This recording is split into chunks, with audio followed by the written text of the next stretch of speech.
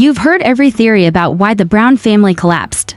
People talk about Christine's nachos, Mary's catfish scandal, Janelle's financial battles. Viewers dissect every single move Robyn has made to isolate everyone else.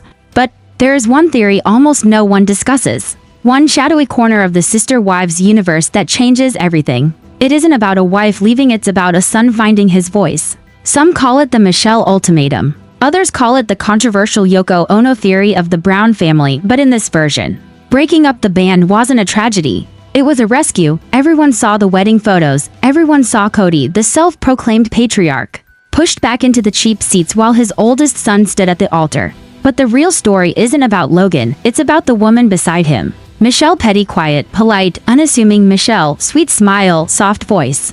Nothing intimidating on the surface, but if you examine the timeline, the body language, the sudden disappearance of Logan. From the Brown family circus, a far more startling picture appears. Michelle wasn't just a bride, she was the steel spine Logan never knew he was allowed to have.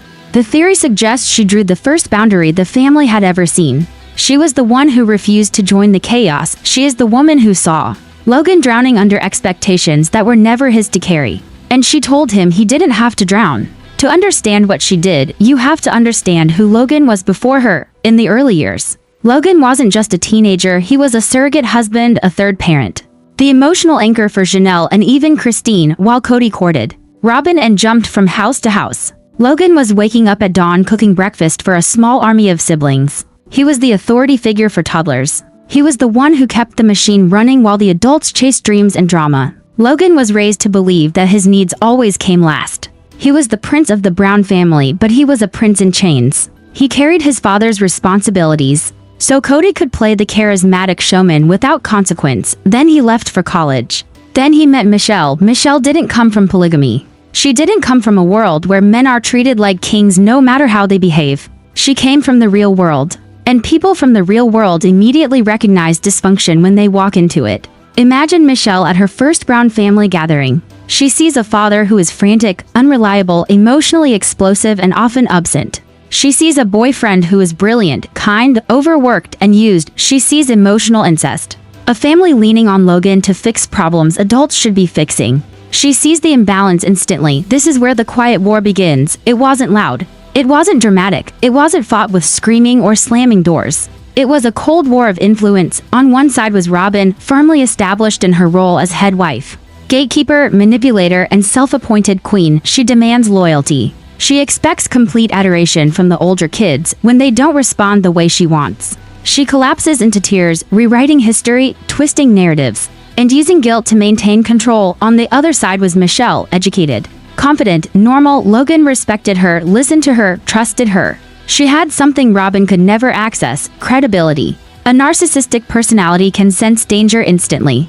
and Robyn likely recognized Michelle as a threat the moment she met her. The early interactions tell the story: stiff hugs, smiles that don't reach the eyes, an invisible tension between two women who immediately understood they were natural enemies. Robyn tried her sweet mother routine. Michelle didn't bite. Michelle maintained boundaries, and to a woman like Robyn, boundaries are insults. The theory goes deeper, suggesting off-camera interactions solidified the hostility. Picture Robyn trying to give Michelle advice about how the family works, positioning herself as a spiritual authority figure, and Michelle politely shutting it down. That polite no, thank you would have shaken Robyn. But the real battlefield was Logan's mind. Logan, conditioned since childhood to serve the family, was still in the fog. He believed loyalty was virtue. He believed he owed them, and that fog only breaks when someone from the outside holds up a mirror. Michelle likely became that mirror. Imagine the late-night conversations between them. Logan venting about another meltdown from his father, another disaster, another crisis he was expected to manage. And Michelle saying calmly, "This isn't normal, you don't deserve this. You are allowed to have your own life." In studies of high-control groups, it is almost always the romantic partner who breaks the spell. Michelle didn't push. She didn't yell. She simply showed Logan what a healthy life looks like. With her, love wasn't transactional. With her, he didn't have to earn affection by performing. With her, he didn't have to be the family's unpaid labor. As Logan began to pull away, as he stepped back from filming, as he built a life in Las Vegas instead of following the family to Flagstaff, Kody and Robyn blamed Michelle. Kody especially. He has a pattern of blaming outsiders for his children's independence. But Kody avoids mentioning partners by name, and that silences fear. He knows naming Michelle starts a war he can't win. Michelle isn't Christine, who fights openly. She isn't Janelle, who quietly endures. She is a different entity, entirely calm, steel-spined. Immovable, she doesn't argue, she doesn't lash out, she just doesn't comply. Narcissists crumble in the face of indifference. Logan and Michelle's silence is the loudest. Evidence. They barely appear on the show. When they do, they are shadows in the background. This wasn't an accident, this was a boundary. The theory suggests Michelle told Logan she loved him. She would marry him, but she would not marry into Kody's chaos. If he wanted a peaceful life, he had to step away, and Logan chose her. Kody can handle anger. He can handle screaming. What he cannot handle is being irrelevant. In Logan and Michelle's world, he is. When Logan proposed in Austin, the family reactions were telling. Janelle was joyful, Christine was emotional, but Kody and Robyn looked muted. The theory says they already knew Michelle had won. That ring meant the last pieces of control were gone. Robyn likely tried to insert herself into the wedding planning. She loves to make things about herself, but Michelle wasn't having it. Robyn was told no, and that no was the beginning of the end. In the Sister Wives universe, the in-laws became the heroes. David Woolley, Tony Padron, and Michelle Petty are the reality checks. Michelle was the first, when the other kids saw Logan living a peaceful life, building a healthy relationship, setting boundaries. They followed. She didn't preach, she simply existed. And her existence was proof the Brown family system didn't have to be reality. The most dangerous thing about Michelle is her softness. If she were loud, Kody and Robyn could attack her, but they can't attack someone who appears gentle and kind. She gray rocks them into submission. She doesn't give them arguments or reactions they can twist. She simply walks away. She lives her life. She loves Logan. She refuses to engage in the circus.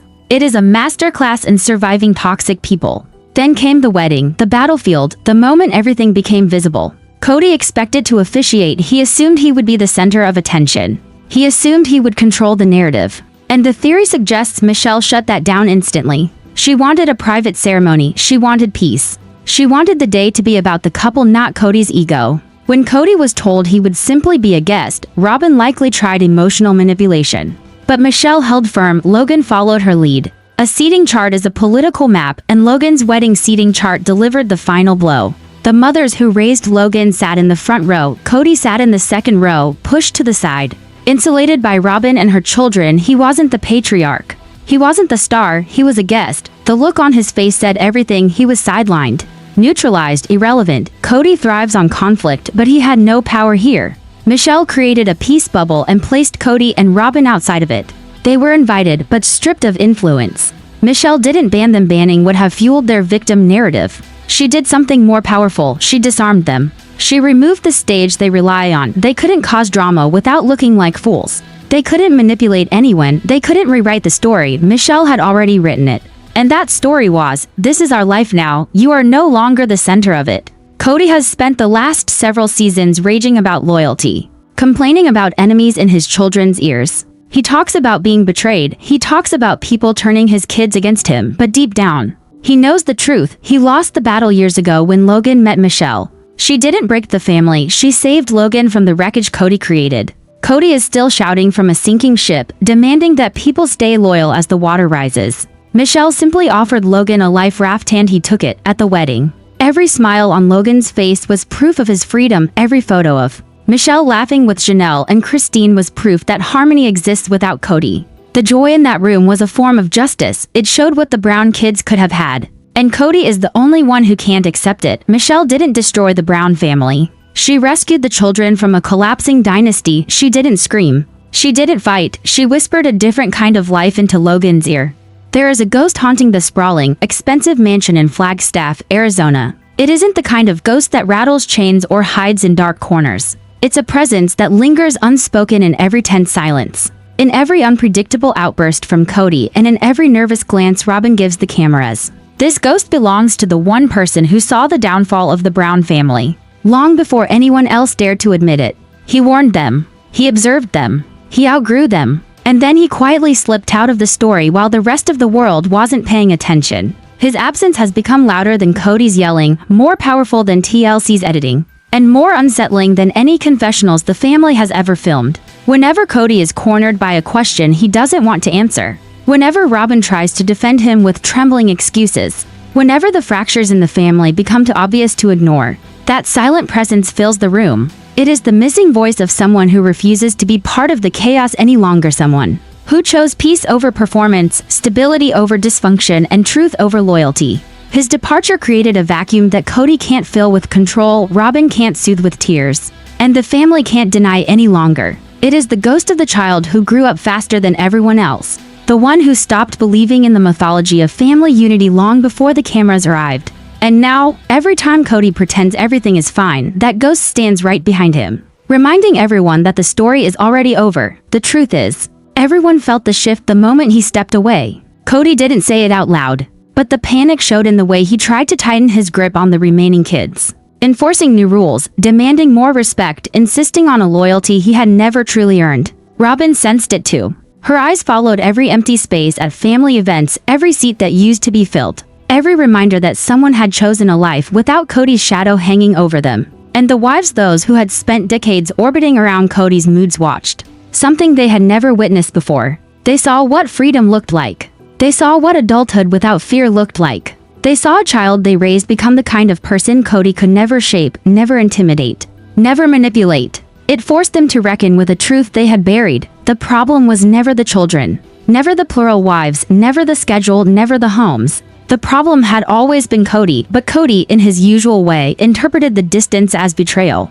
He called it disrespect. He labeled it ingratitude. He blamed everyone except himself. Every time someone walked away, he rewrote the narrative to protect the only thing he values more than control: his ego. Yet even with all his storytelling, all his justifications, he couldn't escape the fact that the one person who used to carry the weight of the family on his shoulders, the one who woke up early, managed the siblings, cleaned the chaos, steadied the storms, had stepped out of the frame and left the entire structure wobbling. Kody tried to pretend it didn't matter, but the cracks grew wider with every episode, with every confession, with every awkward pause when his name came up. He can't escape the silence. He can't escape the absence. He can't escape the quiet reminder that someone saw the truth of who he was before the rest of the world caught on. As the seasons rolled on, the silence around him became impossible to ignore. TLC's cameras tried to cut around it, but absence has a way of stealing the spotlight. Every family gathering had a hollow space. Every storyline felt incomplete.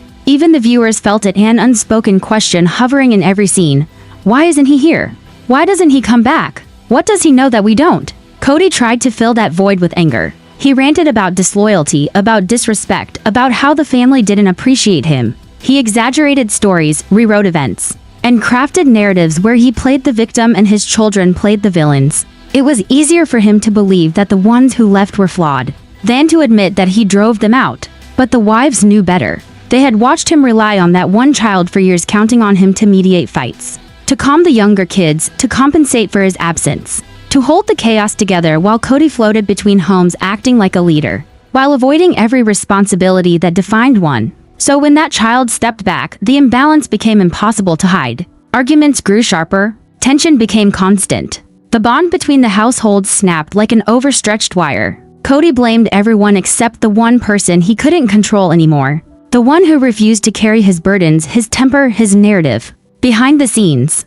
the siblings began to understand something they had never dared say out loud. The center of the family was never Kody. It was never his leadership, never his rules, never his vision of one big happy plural marriage. The real center had been the quiet, steady presence of someone who worked in the background, kept peace without recognition, and held stability without demanding credit. When that stabilizing force left, the truth became undeniable. The empire Kody claimed to have built was held together by a child he didn't appreciate and didn't protect. And without him, every fracture Kody ignored became a fault line that split the family apart in plain view of millions. In the end, the most haunting part wasn't his departure, it was what his absence revealed. Without him, the family dynamic unraveled faster than anyone expected. The unity Kody bragged about, the leadership he claimed, the loyalty he demanded, all collapsed the moment the one person holding everything together walked away. Kody kept insisting the family fell apart because the wives lost faith, because the kids turned against him, because the world misunderstands plural marriage. But deep down, beneath the bluster and the excuses, he knew the truth he could never say out loud. He had lost the only person who made him look like a functioning father. Every time someone mentions his name, Kody's face tightens. He looks away. He gets defensive. He shrugs it off. But the reaction gives him away. It's not anger, it's fear. Fear of being exposed. Fear of being remembered for what he didn't do. Fear of being compared to a son who became everything he wasn't, dependable, stable, grounded, and quietly strong. Robyn feels it too. Her anxious glances, her constant attempts to justify Kody, her trembling voice when she tries to explain why certain kids don't come around anymore. None of it works. The absence is louder than her excuses. It's louder than Kody's rants. It's louder than every carefully edited scene. It has become a character of its own in the story, a silent witness to everything the cameras couldn't capture. And while Kody spirals, the rest of the family slowly adapts to a new reality, one where they no longer need his chaos, his control, or his approval. They build their own lives, their own homes, their own peace. The siblings grow closer without the pressure of pleasing him. The wives, now separated from his influence, rediscover their identities. The family evolves not around Kody but away from him. In that quiet evolution lies the final truth, sometimes the most powerful statement. Isn't a confrontation or a dramatic exit. Sometimes it's simply choosing not to return. And the one who walked away became the silent turning point of the entire Brown family saga, a reminder that strength doesn't always roar. Sometimes it just leaves.